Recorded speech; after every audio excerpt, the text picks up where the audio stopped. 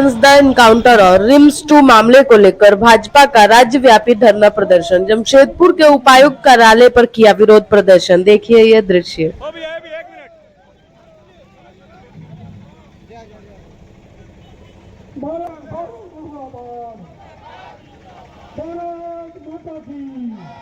BJP जिंदाबाद, BJP जिंदाबाद। हेमंत सोरेन हाय हाय, हेमंत सोरेन हाय हाय, हेमंत सोरेन जिंदाबाद, बीजेपी जिंदाबाद।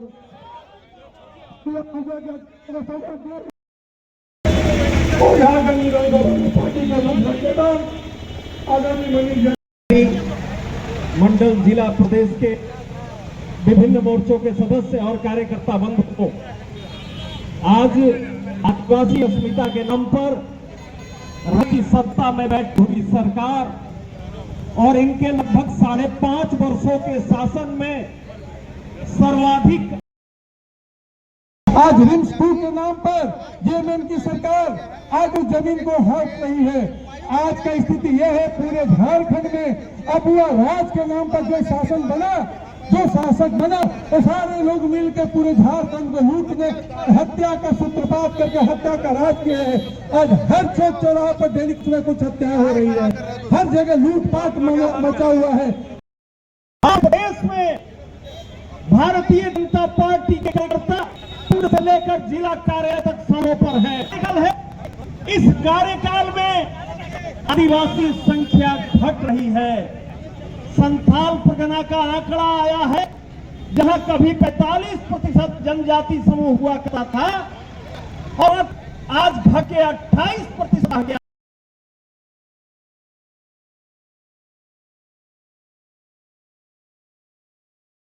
जो कि वहां छोटे बच्चों के लिए आज रेसिडेंशियल स्कूल चला है, उसने वहां के पत्थर माफिया और बाकी के खिलाफ आवाज उठाई तो प्रशासन और माफिया मिलकर पुलिस की हिरासत में सूर्या हांसदा का इनकाउंटर किया जाता है।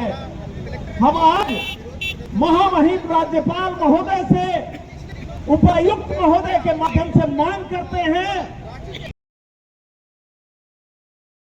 हाय हाय, सूर्या हांसदा के चारों को सजा देना होगा,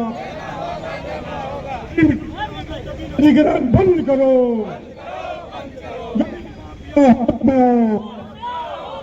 बालू माफिया होश में आओ, सूर्या हांसदा अमर रहे, हत्यारों को सजा दे।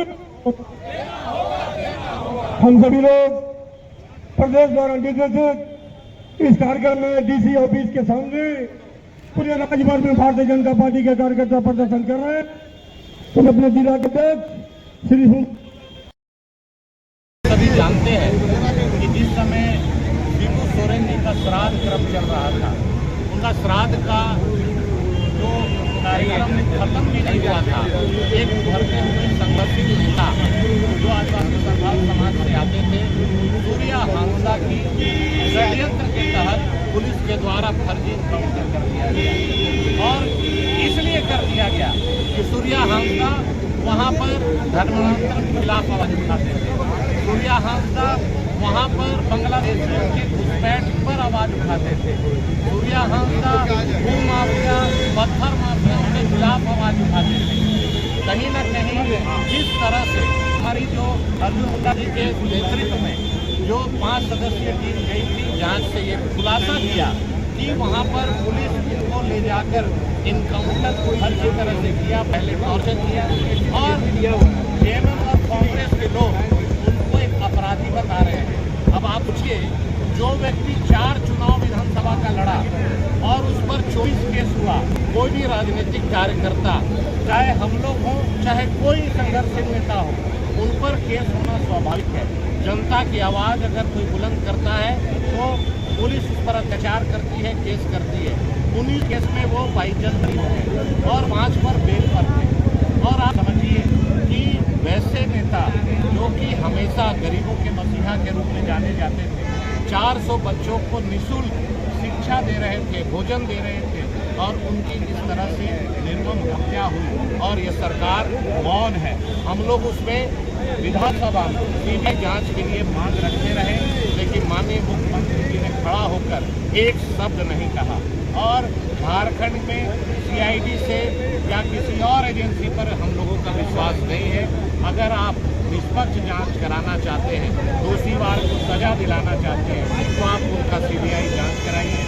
दूसरी बात, जो लगभग 250 एकड़ जमीन नगरी में आदिवासी समाज की और वहाँ के रैया कृषि करते हैं, उन लोगों का कहना है कि हम जमीन नहीं देंगे और लाठी और बंदूक के हमारी सरकार के रैयती जमीन और कृषि योग्य जमीन को लेना चाहती है। निश्चित तौर पर हम लोग का कहना है कि अगर आपको विकास करना है, हॉस्टल बनाना है, तो गैर जमीन हजारों जमीनें पड़ा है, आप वहाँ बनाइए, लेकिन आदिवासी को उठाइए मत, उजाड़िए मत। एक आदिवासी झारखंड में जिस तरह का भ्रष्टाचार है, चाहे आप अंचल कार्यालय आइए, चाहे ब्लॉक जाइए, चाहे थाना जाइए, बिना पैसे दिए कोई काम नहीं हो रहा है। बालू की लूट, कोयला की लूट और ट्रांसफर पोस्टिंग का उद्योग चल रहा है। इसी के विरोध में आज हम लोग महानगर जमशेदपुर के तत्वाधान में आज डीसी कार्यालय का घेराव कर रहे हैं।